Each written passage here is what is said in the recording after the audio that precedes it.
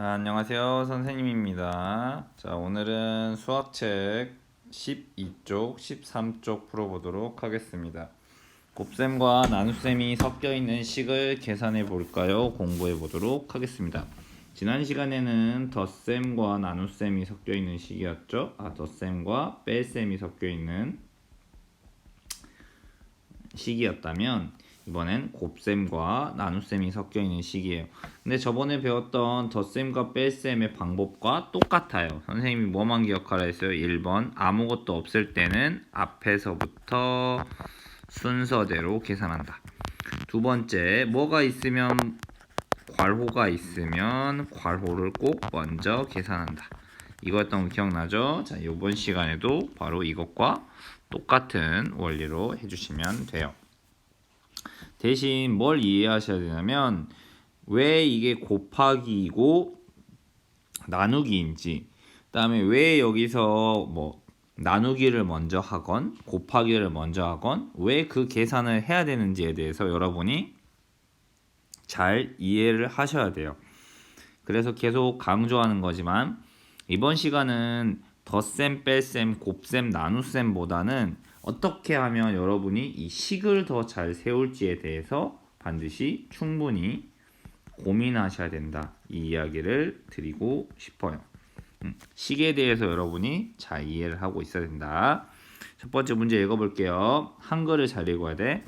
도자기 빚기 체험장에 24명이 있대요. 자, 첫 번째 조건 24명이 있대. 그치? 요거 1번이라고 써볼까? 두 번째, 근데 4명씩 한 모둠이 되어서 체험을 하려고 한대. 뭔가 이게 두 번째 조건이겠죠? 한 모둠에 찰흙을 근데 몇 덩이씩 주고 싶대요? 3덩이씩 주고 싶대. 그러면 필요한 찰흙은 과연 몇 덩이인지 알아봅시다.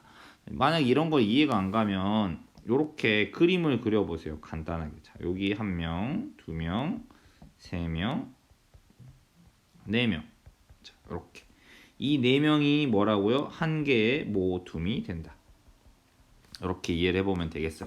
그러면 어떻게 한다고? 여기에다가 뭘 줘? 찰흙을 주는데 찰흙을 요런 찰흙이라고 하자. 찰흙을 몇 덩이를 줘? 이렇게 3덩이를 주고 하려고 한다. 그러면 이때 필요한 찰흙은 도대체 몇 덩이나 필요하느냐? 라고 물어보고 있는 거예요. 그냥 이렇게 몇 덩이나 줘야 됩니까? 라고 물어본다 이 말이지. 자, 그림으로 그려보면 상황이 조금 더 이해가 가요. 자, 그러면 읽어봅시다. 필요한 찰흙이 몇 덩이인지 구하는 방법을 말해보시오 라고 돼 있죠.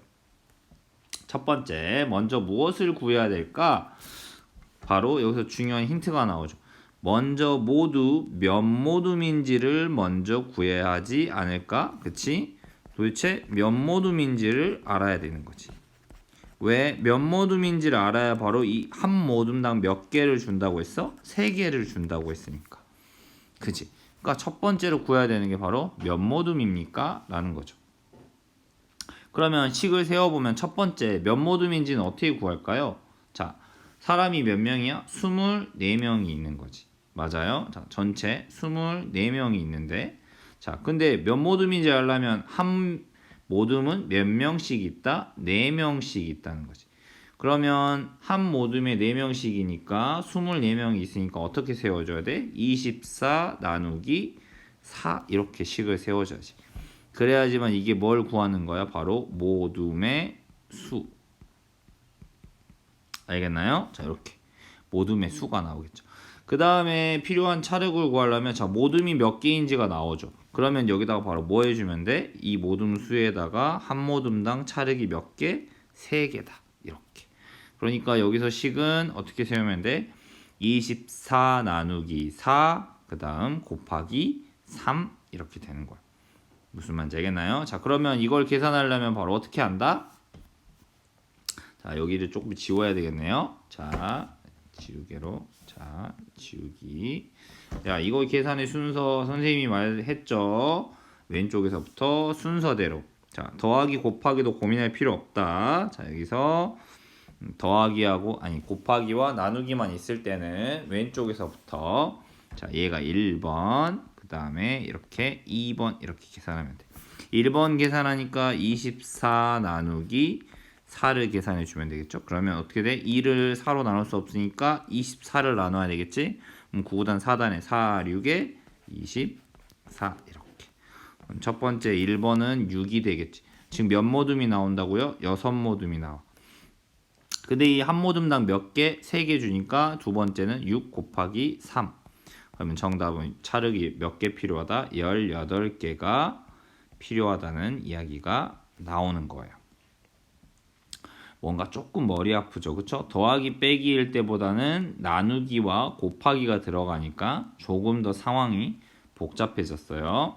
이해가 안 가면 다시 한번 꼭 돌려보세요. 여기서 근데 제일 중요한 거 나누기하고 곱하기가 있을 때는 나누기하고 곱하기만 있을 때는 괄호가 없으면 그냥 순서대로 계산한다 라는 것만 이해하시면 돼요. 그래서 곱셈과 나눗셈이 섞여있는 식에서는 앞에서부터 차례대로 계산을 하자. 마찬가지로 차례대로 하니까 여기 50 나누기 5가 1번. 그러니까 50 나누기 5를 계산하면 5, 1은 5. 그렇죠? 그러면 이제 나머지가 없으니까 꼭 까먹지 말고 몫에다가 0을 채워줘야 돼. 10, 그 다음에 10 곱하기 2니까 얼마야? 20 이렇게 차례대로 그냥 계산하시면 된다는 거 설명드렸습니다. 다음 문제 보도록 하겠습니다. 자, 가마 하나에 컵을 4개씩 3주로 넣을 수 있습니다. 자, 이것도 이제 이해하려면 좀 복잡하죠. 가마가 있는데 가마 안에 컵을 4개씩 3줄로 넣을 수 있대. 예를 들면 뭐 요런 가마니가 있다 진짜 가마. 요 가마에다가 이렇게 해가지고 요 안에다가 컵을 집어넣어 가지고 하는데 컵이 이렇게 하나 둘 셋 4개가 있는데 얘를 몇 줄? 하나 둘 모르겠으면 이렇게 그림으로 그려. 이렇게 얘를 이렇게 넣어 가지고 구울 수 있다는 거야. 그러면 컵 24개를 한 번에 구울 때 필요한 가마라는 건 도대체 몇 개일까? 라는 거죠. 그러면 문제를 한번 풀어볼까요? 자, 첫 번째 가마 하나에 구울 수 있는 컵이 몇 개인지 구하는 식을 써보세요 라고 되어 있죠. 가마 하나에 구울 수 있는 컵이 몇 개인가요? 라는 거 어떻게 구하는 거야? 자, 가마 하나에 컵 아까 몇 개 들어간다 했어? 4개씩 3줄이지. 그럼 어떻게 되는 거야? 4개씩 3줄이 있다. 이때 바로 더하기 빼기 나누기 곱하기 중에서 뭘 해야 돼? 4개씩 3줄이니까 바로 여기서 곱하기가 돼야 되지. 그러니까 총 컵이 몇 개인 거야? 12개인 거야.